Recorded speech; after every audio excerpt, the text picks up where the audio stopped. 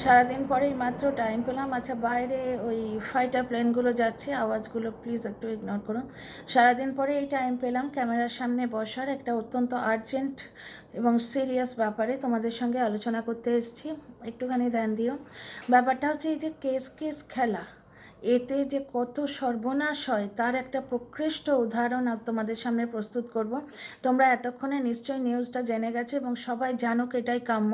সেটা হচ্ছে একটি তরতাজা প্রাণ চলে গেছে এই কেস কাছারির জন্যে। অতুল সুভাষের নাম তোমরা সবাই শুনে ফেলেছো এতক্ষণে, প্রচণ্ড ভাইরাল কাহিনী। পুরো ঘটনাটা আমি ডিটেলে বলতে যাব না, তাহলে পুরো রাত লেগে যাবে, একটা ভিডিও হবে না। জাস্ট 2 লাইনে সেরে দিচ্ছি। একটা অ্যাবিউজিভ ম্যারেজে ঢুকে পড়েছিল অতুল সুভাষ। বুঝতে পারছো, সে ইঞ্জিনিয়ার। বুঝতেই পারছো একটা সন্তানকে ইঞ্জিনিয়ার বানাতে গেলে একটা বাপ মায়ের কতখানি স্যাক্রিফাইস থাকে। মধ্যবিত্ত সমাজে টুকটুক টুকটুক করে নিজের পেট কেটে, নিজের খুশি কেটে, মধ্যবিত্ত সমাজে হয়তো পেট কাটতে হয় না, খাওয়া দাওয়া ঠিক রইল, কিন্তু নিজের খুশি কেটে।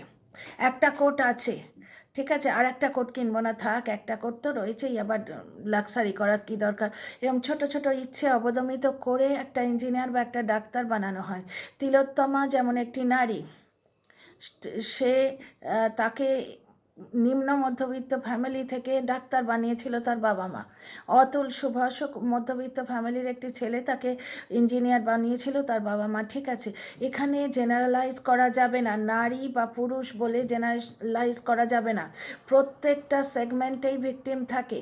হ্যাঁ, মেয়েদের যেহেতু আর্থিক স্বাধীনতা, আর্থিক স্টেবিলিটি এবং শারীরিক ক্ষমতা, গায়ের জোর কম হয়, যার জন্য মেয়েরা বেশি ভিকটিম হয়, কিন্তু তার মানে এই নয় যে পুরুষেরা কখনো ভিকটিম হয় না। নারী পুরুষ জেনারেলাইজ করে এখানে কথা বলা যাবেই না। তো ফিরে আসি টপিকে। অতুল সুভাষ ইঞ্জিনিয়ার, বিয়ে হয় তার একটি মেয়ের সাথে, 1.5 বছরের একটা বাচ্চা আছে। অতুল সুভাষ প্রাণপণে তার স্ত্রীর সমস্ত ইচ্ছা পূরণ করে চলেছিল। তার স্ত্রীর ইচ্ছা পূরণ করতো এবং কোনো রকম তেওহার হলেই, কোনো রকম ফেস্টিভ্যাল এলেই জামা কাপড়ের সঙ্গে সঙ্গে গোল্ডের সেট ডিমান্ড করতো তার স্ত্রী। প্রচণ্ড ডিমান্ডিং ছিল। শুধু স্ত্রী নয়, শ্বশুর শাশুড়িও পয়সা চাইতো। দিতে দিতে এক সময় তো মানুষের ক্ষমতার নিঃশ্বাস হয় না। অত থেকে দেবে? মানুষ তো ব্যাংক ডাকাতি করে নিয়ে আসছে না, সে তো প্রত্যেক মাসে মাইনে পাচ্ছে। একটা টাইমে যখন সে তার শ্বশুর শাশুড়িকে পয়সা দেওয়া বন্ধ করে, 1.5 বছরের বাচ্চাকে নিয়ে তার ওয়াইফ চলে যায়, গিয়ে নানা রকম বিভাগে 9খানা কেস করে দেয়, 9খানা ওর ওপর কেস করে দেয়। তারপরে একটা জায়গায় মেনটেন্সের জন্যে 40,000 টাকা এবং আর 5 লাখ টাকা এরকম বোধহয় একটা কিছু আমি শুনলাম। আমি সারাদিনই শুনেছি কাজ করতে করতে, কিন্তু মনে নেই অতটা। তো 40,000 টাকাটা মনে আছে, 40,000 টাকা এবং ডিমান্ড করেছিল, সেটা অতুল সুভাষ দিতে রাজি হয়েছিল। এবং দিতে রাজি হওয়ার পর সেইটা হঠাৎ করে 3 কোটি টাকা করে দেয় যখন মানে ওই মহিলা। এবং যখন গিয়ে জাজকে ও মানে রিকোয়েস্ট করে, বিনতি করে, আবেদন করে জাজের কাছে, যে আমি এত টাকা কোত্থেকে দেবো, তখন ওকে বলা হয় নিশ্চয়ই आपके पास इतना रुपया है, नहीं तो आपका बीवी डिमांड कैसे करेगी। বুঝতে পারছো অতুল সুভাষের ওপর কি প্রচণ্ড অত্যাচার হয়েছে। 3 কোটি টাকা, মুখের কথা। এইরকম কোর্ট কাছারি তো রয়েছেই, এবং তুচ্ছ যে অ্যাবিউজগুলো, সেগুলো বলে আর ভিডিওটা লম্বা করছে না, ও তো আছেই, তোমরা এতক্ষণে নিশ্চয়ই জেনে গেছো। হিন্দি বাংলায় প্রত্যেকটা মিডিয়ায় সোচ্চার হয়েছে।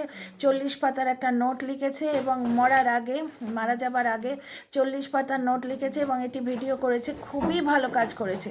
এই কথাগুলো সবার সামনে আসা দরকার। আচ্ছা, তারপরে শোনো। তারপরে অতুল সুভাষ কোনো একটা কোর্ট কাছারি করার পর শাশুড়ির সঙ্গে দেখা হয়ে যায় বাই চান্স। ওই কোর্ট কাছারি করার পরই, মানে ওই সিলসিলাতে,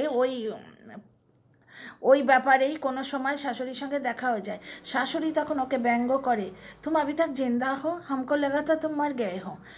তখন অতুল সুভাষ তাকে বলে যে আমি যদি মরে যাই তোমাদের পার্টি চলবে কি করে।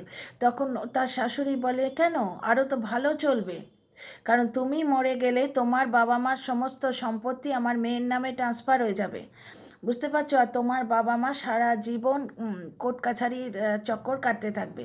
এবার অতুল সুভাষ যে এই কথাগুলো বলেছিল, তার মানে ওর বাড়িতে নিশ্চয়ই ও বলেছিল তার স্ত্রীকে এবং শ্বশুর শাশুড়িকে যে আমায় এত চাপ দিও না, আমি এবার সুসাইড করবো, আমার বাঁচার আর কোনো রাস্তা নেই। কিন্তু সেইটা শুনে তাকে খিল্লি করা হতো, সেইটা শুনে তাকে নিয়ে হাসাহাসি করা হতো। তাই জন্যই তো তার শাশুড়ি বলেছিল যে তুম আভি তক মরে নেই, তুম আভি তক জিন্দা হো। তাহলে ভাবতে পারছো, 1.5 বছর তাকে তার সন্তানের মুখ দেখতে দেয়া হয়নি। এদিকে যেমন তোমরা, আমি কন্টিনিউ টিনার ব্যাপারটা নিয়ে ভিডিও করি, তোমরাও দেখতে পাচ্ছ 1.5 বছর প্রায় হতে চললো একটি মাকে তার সন্তানের চেহারা অবধি দেখতে দেয়া হয়নি। এই বাবা ওই বিভিন্ন কোর্ট কাছারির চক্করে এবং মেনলি সন্তানের দুঃখে লাস্ট অবধি মানে চরম পন্থা নিতে বাধ্য হয়। মারা যাবার আগে সে 40 पेज का एक खत और एक वीडियो बना के गया है, ऐसा मैंने सुना है। পুরো ব্যাপারটা আমি কোট করলাম, ঠিক যে লাইনটা শুনে এসছি ঠিক সেই লাইনটা তোমাদের সামনে কোট করে বললাম।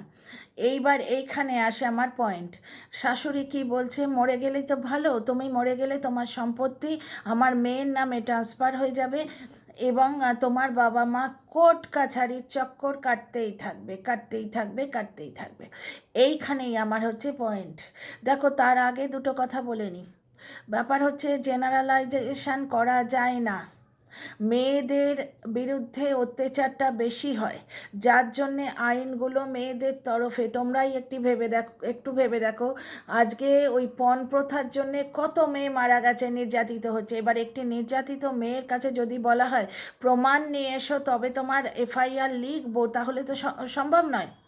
মেয়েটা কোত্থেকে প্রমাণ নিয়ে আসবে বলো তো? স্বামী শ্বশুর যখন পেটাচ্ছে, শাশুড়ি যখন অ্যাবিউজ করছে, সে কি তুলবে ব্যাপারগুলো? সেটা সম্ভব? তার মানসিক স্থিরতা, স্টেবিলিটি সেটা থাকে সেই সময়? সেই জন্যে মেয়েদের সম্বন্ধে একটা রুল ছিল।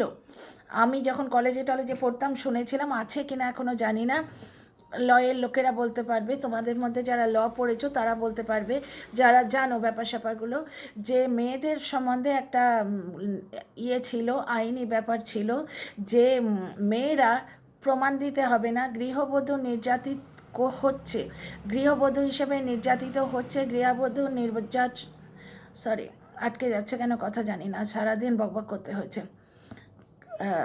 গৃহবধূর নির্যাতন চলছে, এই জিনিসটা পুলিশ থানায় যদি বলে তাহলেই কিন্তু 498 বলো বা আরও কোনো ধারায় কেস হয়ে যায়। এটা আছে মেয়েদের জন্যে কেস, মানে এটা ছিল সরি, মানে আমি শুনেছিলাম। বর্তমানে আছে কিনা জানি না, কারণ সংশোধন তো হয়ই, আমাদের কনস্টিটিউশনে অ্যামেন্ডমেন্ট বা সংশোধনের একটা ইয়ে রাখা আছে, প্রভিশন রাখা আছে। এইবার একটা জিনিস, এটাকে অনেকেই এখন বলছে একতরফা মেয়েদের ওপর মানে পক্ষপাতিত্ব করা হচ্ছে। তা নয়, তোমরা সিচুয়েশনটা দেখো। আজকে একটা নির্যাতিত গৃহবধূকে যদি বলা হয় তুই অত্যাচারের সবুত নিয়ে আয় তবে তোর এফআইআর লিখবো, তাহলে কোনো মেয়েই জাস্টিস পাবে না। কিন্তু মেয়েরা যেমন মানে লাখে লাখে নির্যাতিত হচ্ছে, তেমনি লাখে 2-3টে পুরুষও নির্যাতিত হচ্ছে। বুঝতে পারছো? সুতরাং ল দুপক্ষেই থাকা উচিত। মেয়েদের পক্ষে লগুলো আনজাস্টিফাইড নয়, কিন্তু পুরুষদের পক্ষেও ল থাকা উচিত, পুরুষদের পক্ষেও ল থাকা উচিত। মেয়েদের প্রতি যে একতরফা ল রয়েছে তার সুযোগ নিয়ে কোটিতে 2টো হয়তো মেয়ে তার সুযোগ নিয়ে কিন্তু পুরুষ প্রজাতিকেও টর্চার করে। কিন্তু ব্যাপারটা হচ্ছে সেটা প্রচণ্ড নমিনাল, মানে ইয়েতে আসে না, গিনতিতে আসে না। কিন্তু ঘটনাটা হচ্ছে অতুল সুভাষের যে ব্যাপারটা, তাতে বোঝা যায় যে এই লগুলো, এই কোর্ট কাছারি, এই লয়ে নানা রকমভাবে কায়দা করে হেরফের করে ফাঁসিয়ে দিয়ে একটা মানুষকে মৃত্যুর দিকে কিভাবে ঠেলে দেওয়া যায়। এখানে জেনারেলাইজেশন চলবেই না যে মেয়ে বলেই বা ছেলে বলে, এখানে প্রবলেম হচ্ছে কোর্ট কাছারি। তো এইখানে যেহেতু আমি ওআইটিতে একজন কর্মী হিসেবে কাজ করি এখানে, তো ওআইটিতে আমি এই পয়েন্টটাই রাখতে এসেছি। এই যে 24 ঘন্টা ওআইটিতে কেস খেলা হচ্ছে, কথা কিছু বললেই ধমকি যে কেস করে দেবো, কেসের নানা রকম ব্যাপার আছে, সেটাতে ফাঁসিয়ে দেবো। থানায় গিয়ে তুমি তোমার ইনোসেন্সি প্রমাণ দিতে থাকো, তখন তাদের গিয়ে বোঝাও যে তুমি কতটা ইনোসেন্স, তাদের গিয়ে তুমি বলো তোমার চ্যানেল বাঁচাবার জন্য নানা রকম যুক্তি দাও। এই যে কথায় কথায় কেস এবং ধমকি, এখানে তো শুধু ধমকি। এই কোর্ট কাছারি মানুষকে কতখানি মানে মজবুর করে দিতে পারে, কতখানি মজবুর করে দিতে পারে। আইন হচ্ছে মানুষের রক্ষা করার একটা অস্ত্র। আইনের ভয়ে গৃহবধূ হত্যাটা অনেকটাই কম হয়েছে, আইনের ভয়ে কম হয়েছে। কিন্তু সেই আইনের দুরুপযোগ করে যদি কেউ ফায়দা নিতে আসে, তাহলে সেটা কিন্তু ভয়ঙ্কর অপরাধ। এই মানে এর থেকেও অপরাধ যেটা অতুল সুভাষ মানে গৃহবধূ নির্যাতন যে করে যে মামলাগুলো করা হয়, সেইগুলোর সুযোগ নিয়ে, সেই সমস্ত আইনের সুযোগ নিয়ে কিছু মেয়ে ভিকটিম কার্ড খেলে মানে পুরুষ প্রজাতিকে অত্যাচার করছে। তারা কিন্তু সংখ্যায় আসে না, বললাম না কোটিতে হয়তো দুটো, কিন্তু এক আধটা আছে। সুতরাং এখানে জেনারেলাইজেশন করা যাবে না যে ছেলে বা মেয়ে, মেয়েরা নির্যাতিত ছেলেরা নির্যাতনকারী বা ছেলেরা নির্যাতিত মেয়েরা নির্যাতনকারী, এভাবে বলা যাবে না। এটা কেস টু কেস ভ্যারি করে। কোনো কোনো মেয়েকে অত্যন্ত অত্যাচার করা হয়, যেমন এক্ষেত্রে সন্তান মা দেখতে পাচ্ছে না, কায়দা করে নানা রকম আইনের মারপ্যাঁচ দিয়ে কন্ট্রোভার্সি ক্রিয়েটারদের মজবুর করার জন্যে, যেমন মানে একটি মাকে সন্তান দেখতে দেয়া হচ্ছে না, অন্যদিকে এখানে একটি বাবাকে সন্তান দেখতে দেয়া হয়নি। তার মানে সন্তানের বিচ্ছেদ মা বা বাবাকে কোন পর্যায় পর্যন্ত ঠেলে দেয় তোমরা এখানে দেখো। সেই ছেলেটি বলছে যে আমি সুসাইড করব, নিশ্চয়ই বলেছে, না হলে শাশুড়ির এই কথাটার কি মানে, যে তুমি এখনো মরনি, বেঁচে আছো? তারপরেও বলছে কতখানি নির্মম, কতখানি নৃশংস ব্যাপার স্যাপার, যে তুমি মরলে তোমার জিনিস বাপ মায়ের সম্পত্তি আমার মেয়ের নামে আপনি আপ হয়ে যাবে, এবং তোমার বাবা মা সারা জীবন মানে চাক্কি পিসিং অ্যান্ড পিসিং অ্যান্ড পিসিং, কোর্ট কাছারির চক্কর লাগাতেই থাকবে, লাগাতেই থাকবে, লাগাতেই থাকবে। সেই জন্যেই আমি এই টপিকটা তুললাম।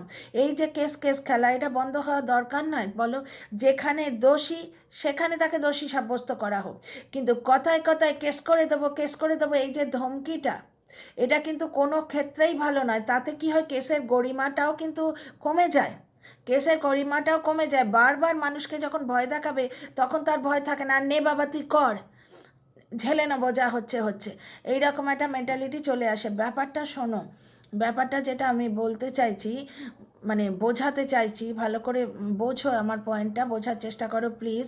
সেটা হচ্ছে যে যেখানে প্রয়োজন সেখানে কেস করতেই হবে।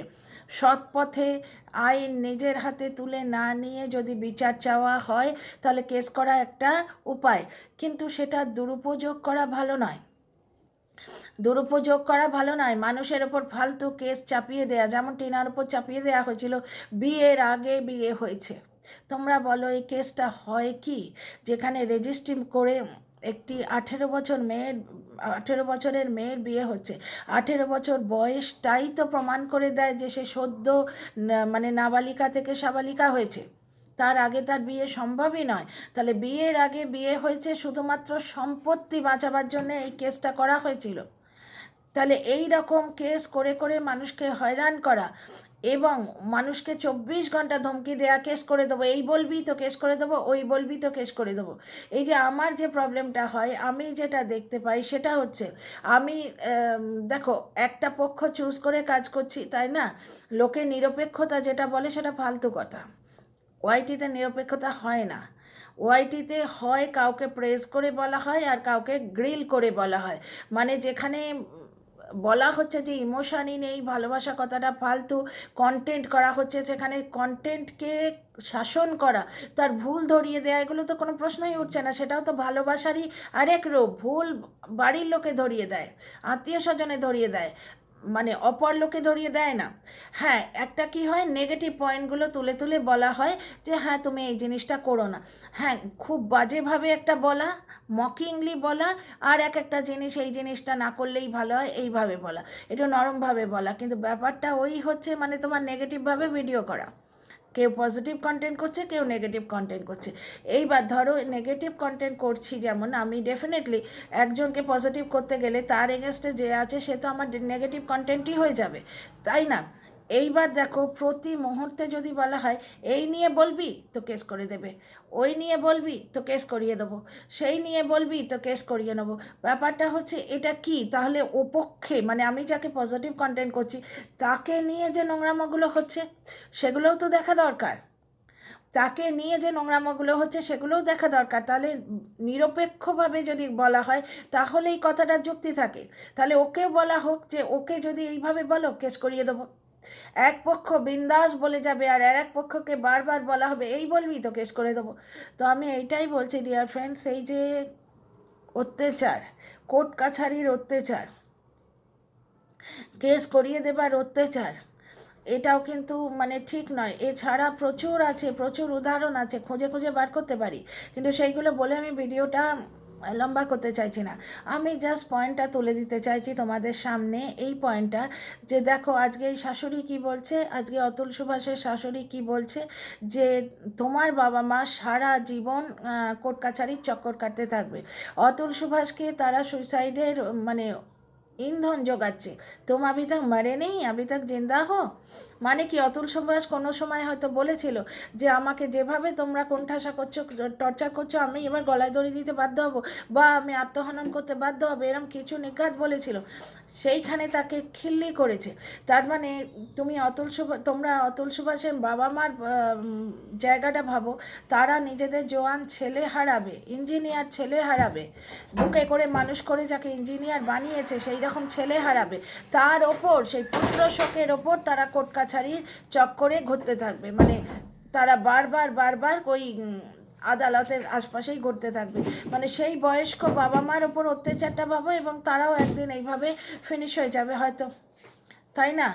তো আমি এটাই বলতে চাইছি যে এই কেস খেলাটা অন্তত ওআইটিতে আমরা বিনতি করতেই পারি সবাই মিলে, যে এই কেস খেলাটা বন্ধ হোক, এই কেস খেলাটা বন্ধ হোক। যেখানে প্রয়োজন সেখানে নিশ্চয়ই কেস করতে হবে, কারণ অপরাধ দমন করার এবং সৎ পথে আইন নিজের হাতে তুলে না নিয়ে বিচার চাইবার এইটাই পদ্ধতি, যে হ্যাঁ কেস করলাম, মহামান্য আদালতের কাছে বিচার চাইলাম। কিন্তু কারুর ওপর আইনের ফাঁক ফোকর নিয়ে কেস করে দিলে মানুষ কোণঠাসা হতে হতে একদম অন্তিম স্টেপটা নিয়ে নেয়, এটাও তো ঘটনা। অতুল সুভাষের কেসটা বড় মানে বেদনাদায়ক, পুরোটা আমি এখানে বলতেও চাইছি না, এটা একটা প্রচণ্ড ডার্ক জিনিস, তোমরা অলরেডি জেনে গেছো। তাহলে পুরুষেরাও কিভাবে নির্যাতিত হয় দেখো, শুধু নারীরাই নয় পুরুষেরাও নির্যাতিত হয়। আরে আমি তোমাদের এর আগে বলেছি, লাইভে বোধহয় বলেছি, আমার যেখানে নিজের বাড়ি, মানে আমি চাকরি সূত্রে বিভিন্ন জায়গা থেকে এসেছি, আমি যেখানে আমরা যেখানে পারচেস করেছি সেইখানে একটি পরিবার এখানে এরকমভাবে আছে, এই রকমই আছে, অত্যন্ত নিরীহ ভদ্রলোক, একদম জোয়ান মানে জোয়ান ছেলে একজন, দেখলে মায়া লাগবে। লিফটে অনেক সময় দেখা হয়ে যেত। এবার ব্যাপারটা হচ্ছে মানে ওই অফিস থেকে ফেরার টাইমগুলো তো একই হয়, অনেক সময় দেখা হয়ে যেত লিফটে। একদম জোয়ান ছেলে, মানে কি বলবো 30 থেকে 40-এর মধ্যে বয়স, মাথা নিচু করে থাকতো সবসময়। মানে ভার্চুয়ালি তারা মানে ওই ছেলেটির বাবা মা বিয়ে দিয়ে নতুন বউ নিয়ে এলো, ফ্ল্যাট পারচেজ করলো, বুঝতে পারছো, নানা রকম কাজ করালো, উড ওয়ার্ক করালো ফ্ল্যাটটায়, লাখ লাখ টাকা খরচা করে। তারপরে সেই বউ এবং বউয়ের পরিবার মিলে শাশুড়ি এবং শ্বশুরকে ধাক্কা মেরে বাড়ি থেকে বার করে দিল নানা রকম কায়দা করে। যে শাশুড়ির সঙ্গে আমি কথা বলেছিলাম, একদিন লিফটে দেখা হয়েছিল, খুব আনন্দ করে বললেন ছেলের নতুন বিয়ে দিয়েছি, নতুন ছেলে বউয়ের জন্য এই ফ্ল্যাটটা করেছি, আমিও এসে থাকবো, শ্বশুরমশাই মাঝে মাঝেই বাইরে যান, ব্যবসা আছে, তো আমি ছেলে বউয়ের কাছেই থাকবো। ছেলেটি যেমন নিরীহ তার মাও ততধিক নিরীহ, যার জন্যই তো ছেলেটি ওরকম হয়েছে, মায়ের মতো হয়েছে, সুন্দর সুশীল সুশিক্ষিত। তো খুব আনন্দ করে বললো এবং আমাকে বললো এসো না মা, দেখো আমরা কত কিছু করিয়েছি। আমি আবার আমার ওটা মানে ওই ফ্লোরে নামার ছিল না, ওনার আগ্রহে একজন বয়স্ক মহিলাকে আমি মানে করবো না, কি বলবো, অবমাননা করব না, আনন্দ করে বলছে নিজের ঘর কি জিনিস আমি তো জানি, তো আনন্দ করে নিজের ঘর দেখাতে চাইছে বলে আমি নেমে গেলাম ওই ফ্লোরে, ওনার সঙ্গে নেমে ওনার ঘরটা দেখে এলাম, সুন্দর করে টপ ক্লাস করে সাজিয়েছে এবং প্রায় 5-6 লাখ টাকা খরচা হয়েছে। কিছুদিন পরে সেই মহিলাই কাঁদতে কাঁদতে লিফটে বেরিয়ে যাচ্ছেন। জিজ্ঞেস করলাম আন্টিজি কি হয়েছে, জবাব দিলেন না উনি, ওই ওড়না দিয়ে চোখটা ঢাকা ছিল, বেরিয়ে গেল। তারপর তো সোসাইটিতে বুঝতেই পারছো কথাটা ছড়িয়েছে, ছেলের বউয়ের অত্যাচারে শাশুড়ি ভার্চুয়ালি চলে যেতে বাধ্য হয়েছে, এবং ছেলের বউ পুরো তাদের একটা ভালো পাকা বাড়ি আছে, তারা ওই পুরো পরিবার ভাই বাবা সবাই মিলে এই ছেলের ফ্ল্যাটে এসে আছে, মাকে তাড়িয়ে দিয়েছে। সুতরাং ছেলেরা যে নির্যাতিত হয় না সেটা নয়, এখানে জেনারেলাইজ করাই যাবে না, বুঝতে পারছো। এইবার একটা জিনিস দেখো, শুধু ফ্ল্যাটটি দখল করেনি ওই পুত্রবধূ, এই ভদ্রমহিলার একটি হোম ডেলিভারির বিজনেস ছিল, কিচেন, নামটা বলবো না, আগে একটা ওয়ার্ড তারপর লাস্টে কিচেন বলে একটা হোম ডেলিভারির বিজনেস ছিল, সেই বিজনেসটা পর্যন্ত হাতিয়ে নিয়েছে। সেই বিজনেসটা এখন এই মহিলা করে, এবং তার হাজব্যান্ড অফিস থেকে এসে ওই ফ্ল্যাটে খাবার দিতে যায়। ভাবতে পারছো, সবাই ছি ছি করে, খারাপ লাগে সকলেরই, কিন্তু ভদ্রলোক মানে ছেলেটা বড়ই নিরীহ, ওই 40-এর মধ্যেই বয়স হবে, কিন্তু খুব একটা বয়স নয়, এবং অবদমিত হতে হতে না উনি ভার্চুয়ালি সবসময় এরম মাথাটা নিচু করে হাঁটেন অদ্ভুতভাবে। তো যাই হোক, ওনার মঙ্গল কামনা করি, উনি সর্বাঙ্গীন মঙ্গলে থাকুন, কুশলে থাকুন, সুস্থ থাকুন। আমি এখানে যে টপিকটা বলতে চাইছি যে নির্যাতন দুপক্ষেই হয়। টিনাকে যেমন 1.5 বছর ধরে সন্তান দেখতে দেয়া হচ্ছে না, ঠিক সেইভাবে অতুল সুভাষকেও কিন্তু তার 1.5 বছরের বাচ্চাকে দেখতে দেয়া হয়নি। নারী এবং পুরুষ বলে কোনো ভেদাভেদ নয়, অত্যাচার আইন পুরুষদের তরফেও হওয়া উচিত, এবং যে পুরুষেরা ভিকটিম কার্ড খেলে নারীকে ফাঁসাচ্ছে সেইরকম পুরুষের শাস্তি হওয়া উচিত। আবার যে নারীরা নারীদের প্রতি যে আইনগুলো রয়েছে, যেগুলো হয়তো প্রমাণ দিতেই হবে না, কিছু একতরফা আইন হয়তো আছে এখনও, আমাদের সময় তো ছিল, এখনও হয়তো আছে, সেই আইনের সুযোগ নিয়ে পুরুষদের ফাঁসাচ্ছে, এই ধরনের পুরুষ এবং এই ধরনের নারী দুজনেরই শাস্তি হওয়া উচিত।